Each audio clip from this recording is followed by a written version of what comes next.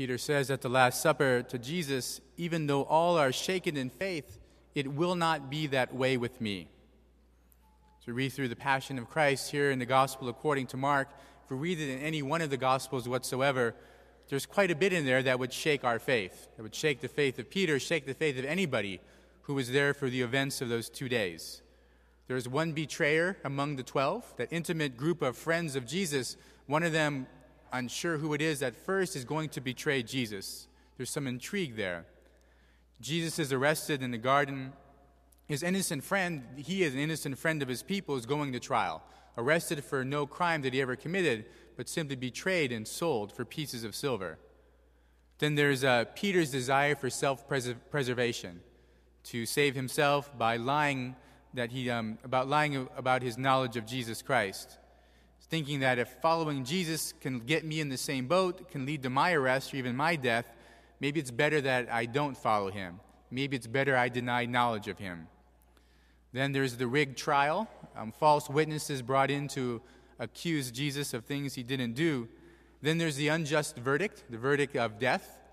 Jesus says, "I am the Messiah," a true statement, and for his truth, Jesus gets that unjust verdict of having to die, facing the death penalty. No faith in the process or the system of a fair trial. And then finally, to shake one's faith, there's also the whole spectacle of the crucifixion.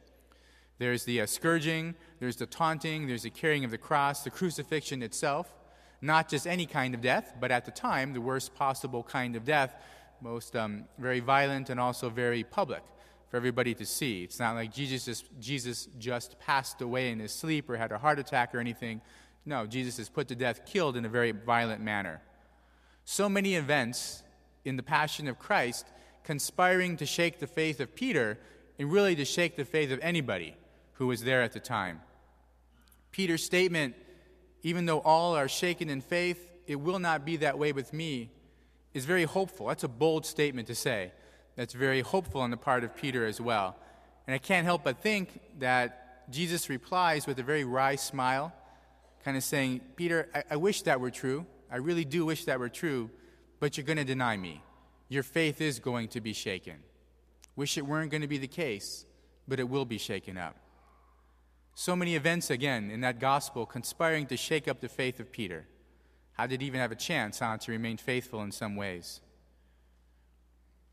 Then maybe we see in the midst of all this story of Peter's faith shaken, Jesus, right, stands very firmly in his faith as the one who really should be shaken in faith, or who could have his faith shaken, the innocent dying for all of the guilty. He's the one, in a sense, who could have faith shaken up, and he's the one who's firm in his faith all the way through. Jesus, though, if you noted clearly in the gospel, he feels the stress of what he's going through. He feels the pressure. Twice, 2 or 3 times, he prays, my soul is sorrowful, even to death. My heart's going to break. My heart's going to stop because I'm so sad. I'm so sorrowful. Strong emotion on the part of Jesus. Even as he gets into the Garden of Gethsemane, it says, Mark writes, he's feeling fear, completely afraid of what's going to happen. He feels fear and he feels distress as well. Strong emotions on the part of Jesus. Feeling probably exactly what you and I would have felt. Feeling even stronger than what Peter might have been feeling later on. And so Jesus' prayer to his Father in heaven is very clear. Take this cup away. But, the second part of that, let it be done, let your will be done, and not mine. I think for us, at times in our lives, we can feel very much like Peter. Very much overwhelmed. Events of life conspiring, it would seem, to shake up our faith, to take our faith away completely even. Maybe it's the children trying your patience from time to time or all at once. Maybe it's big issues with your older children, the ones who are 20 or 30 or 40 years old. There's some bigger issues once they reach that age. Maybe there's bad health of your parents or your own bad health. Maybe it's the recent experience of the death of a loved one. Maybe the loss of your job. Maybe it's financial stress during these days. Maybe they're just problems in your marriage. Maybe it's bumpy relationships with your friends. Or maybe you're stuck in your own sins and your own vices, and it's enough, right? So many things seem to be conspiring to shake up your faith or even to take it away completely. The good news, though, is in the gospel, jubilant and joyful.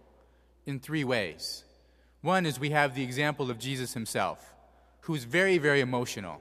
Sadness, distress, fear, sorrow, very emotional.